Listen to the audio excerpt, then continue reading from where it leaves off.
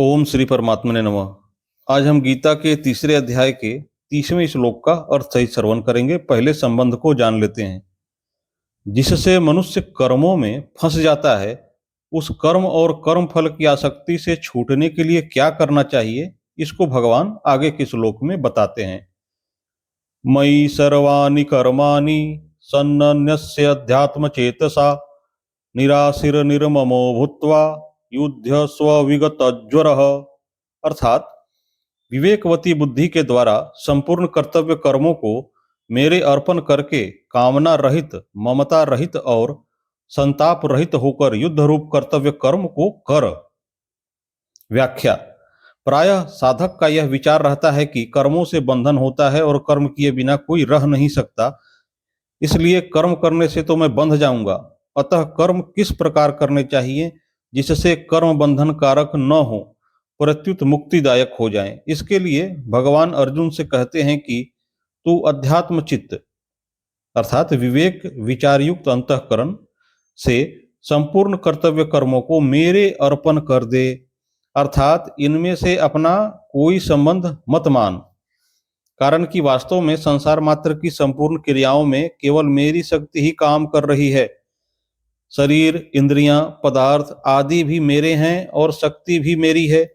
इसलिए सब कुछ भगवान का है और भगवान अपने हैं। गंभीरता पूर्वक ऐसा विचार करके जब तू कर्तव्य कर्म करेगा तब वे कर्म तेरे को बांधने वाले नहीं होंगे, प्रत्युत उद्धार करने वाले हो जाएंगे। शरीर, इंद्रियां, मन, बुद्धि, पदार्थ आदि पर अपना कोई अधिकार नहीं चलता। यह मनुष्य मात्र का अनुभव है। ये सब प्रकृति के हैं और स्वयं परमात्मा का है। अतः शरीर आदि पदार्थों में भूल से माने हुए अपनेपन को हटाकर इनको भगवान का ही मानना, जो कि वास्तव में है, अर्पण कहलाता है। अतः अपने विवेक को महत्व देकर पदार्थों और कर्मों से मूर्खतावश माने हुए संबंध का त्याग करना ही अर्पण करने का तात्पर्य है।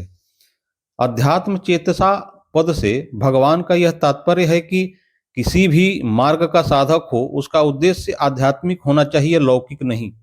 वास्तव में उद्देश्य या आवश्यकता सदैव नित्य तत्व की अर्थात आध्यात्मिक होती है और कामना सदैव अनित्य तत्व अर्थात उत्पत्ति विनाशशील वस्तु की होती है। साधक में उद्देश्य होना चाहिए, कामना नहीं। उद्देश्य वाला अंतःकरण विवेक विचार युक्त ही रहता है। दार्शनिक अथवा वैज्ञानिक किसी भी दृष्टि से यह सिद्ध नहीं हो सकता कि शरीर आदि भौतिक पदार्थ अपने हैं। वास्तव में ये पदार्थ अपने और अपने लिए हैं ही नहीं, प्रत्युत केवल सदुपयोग करने के लिए ही मिले हुए हैं। अपने न होने के कारण ही इन पर किसी का आधिपत्य नहीं चलता। संसार मात्र परमात्मा का है, परंतु जीव भूल से परमात्मा की वस्तु को अपनी मान लेता है और इसलिए बंधन में पड़ जाता है। अतः विवेक विचार के द्वारा इस भूल को मिटाकर संपूर्ण पदार्थों और कर्मों को परमात्मा का स्वीकार कर लेना ही अध्यात्म चिंतन के द्वारा उनको अर्पण करना है। इस श्लोक में अध्यात्म चेतसा पद मुख्य रूप से आया है। तात्पर्य यह है कि अविवेक से ही उत्पत्ति विनाशशील शरीर संसार अपना दिखता है। यदि विवेक विचार पूर्वक देखा जाए तो शरीर या संसार अपना नहीं दिखेगा, प्रत्युत एक अविनाशी परमात्मा तत्व ही अपना दिखेगा। संसार को अपना देखना ही पतन है और अपना ना देखना ही उत्थान। अर्पण संबंधी विशेष बात। भगवान ने मयि सर्वाणि कर्माणि सन्न्यस्य पदों से संपूर्ण कर्मों को अर्पण करने की बात इसलिए कही है कि मनुष्य ने करण अर्थात शरीर, इंद्रियां, मन, बुद्धि, प्राण और उपकरण अर्थात कर्म करने में उपयोगी सामग्री तथा क्रियाओं को भूल से अपनी और अपने लिए मान लिया है, जो कभी इसके थे नहीं, हैं नहीं, होंगे नहीं और हो सकते भी नहीं। उत्पत्ति विनाशील वस्तुओं से अविनाशी का क्या संबंध। अतः कर्मों को चाहे संसार के अर्पण कर दें, चाहे प्रकृति के अर्पण कर दें और चाहे भगवान के अर्पण कर दें, तीनों का एक ही नतीजा होगा, क्योंकि संसार प्रकृति का कार्य है और भगवान प्रकृति के स्वामी है। इस दृष्टि से संसार और प्रकृति दोनों भगवान के हैं। अतः मैं भगवान का हूँ और मेरी कहलाने वाली मात्र वस्तुएं भगवान की है। इस प्रकार सब कुछ भगवान के अर्पण कर देना चाहिए, अर्थात अपनी ममता उठा देनी चाहिए। ऐसा करने के बाद फिर साधक को संसार या भगवान से कुछ भी चाहना नहीं पड़ता, क्योंकि जो उसे चाहिए उसकी व्यवस्था भगवान स्वतः करते हैं। अर्पण करने के बाद फिर शरीर आदि पदार्थ अपने प्रतीत नहीं होने चाहिए। यदि अपने प्रतीत होते हैं तो वास्तव में अर्पण हुआ ही नहीं। इसलिए भगवान ने विवेक विचार युक्त चित्त से अर्पण करने के लिए कहा है, जिससे यह वास्तविकता ठीक तरह से समझ में आ जाए कि ये पदार्थ भगवान के ही हैं, अपने हैं ही नहीं। कर्मों और पदार्थों का स्वरूप से त्याग करना अर्पण नहीं है। भगवान की वस्तु को भगवान की ही मानना वास्तविक अर्पण है। जो मनुष्य वस्तुओं को अपनी मानते हुए भगवान के अर्पण करता है, उसके बदले में भगवान बहुत वस्तुएं देते हैं। जैसे पृथ्वी में जितने बीज बोए जाएं, उससे कई गुना अधिक अन्न पृथ्वी देती है, पर कई गुना मिलने पर भी वह सीमित ही मिलता है। परंतु जो वस्तु अपनी न मानकर भगवान की ही मानते हुए भगवान के अर्पण करता है, भगवान उसे अपने आप को दे देते हैं और ऋणी भी हो जाते हैं। तात्पर्य है कि वस्तु को अपनी मानकर देने से, अंतःकरण में वस्तु का महत्व होने से, उस वस्तु का मूल्य वस्तु में ही मिलता है, और अपनी न मानकर देने से स्वयं भगवान मिलते हैं। वास्तविक अर्पण से भगवान अत्यंत प्रसन्न होते हैं। इसका अर्थ यह नहीं है कि अर्पण करने से भगवान को कोई सहायता मिलती है, परंतु अर्पण करने वाला कर्म बंधन से मुक्त हो जाता है और इसी में भगवान की प्रसन्नता है।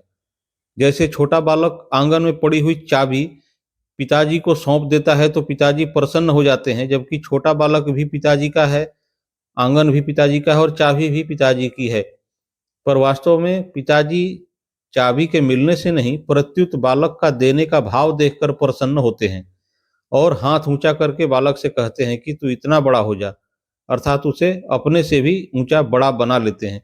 इसी प्रकार संपूर्ण पदार्थ, शरीर तथा शरीरी स्वयं भगवान के ही हैं, अतः उन पर से अपनापन हटाने और उन्हें भगवान के अर्पण करने का भाव देखकर ही वे भगवान प्रसन्न हो जाते हैं और उसके ऋणी हो जाते हैं।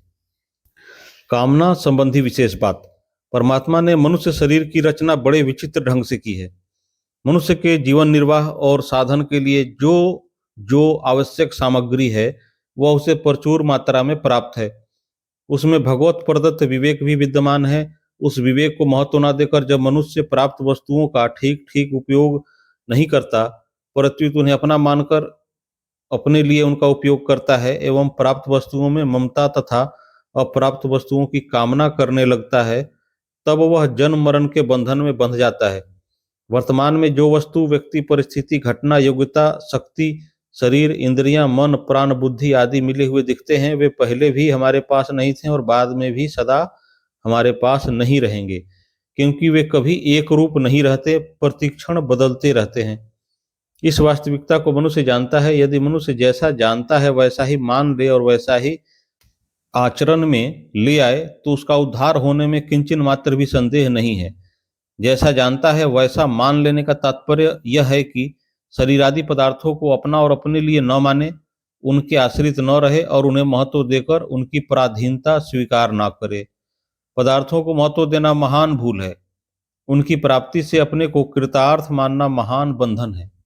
नाशवान पदार्थों को महत्व देने से ही उनकी नई नई कामनाएं उत्पन्न होती हैं। कामना संपूर्ण पापों, तापों, दुखों, अनर्थों, नरकों आदि की जड़ है।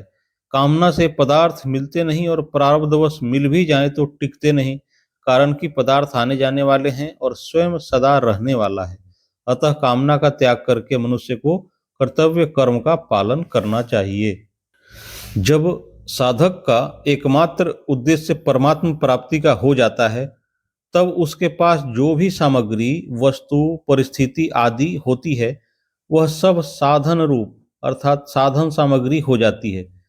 फिर उस सामग्री में बढ़िया और घटिया ये दो विभाग नहीं होते।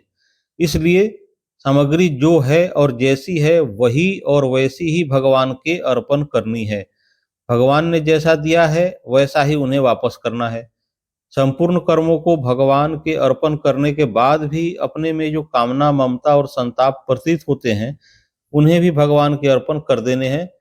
भगवान के अर्पण करने से वह भगवान निष्ठ हो जाता है। नारायण नारायण नारायण। अगली वीडियो में हम गीता के क्रमशः श्लोकों का अर्थ सहित श्रवण करेंगे। कृपया इस चैनल को सब्सक्राइब कर ले ताकि कोई भी वीडियो मिस ना हो, और यदि वीडियो अच्छी लगी हो तो लाइक करना ना भूलें। जय श्री कृष्ण।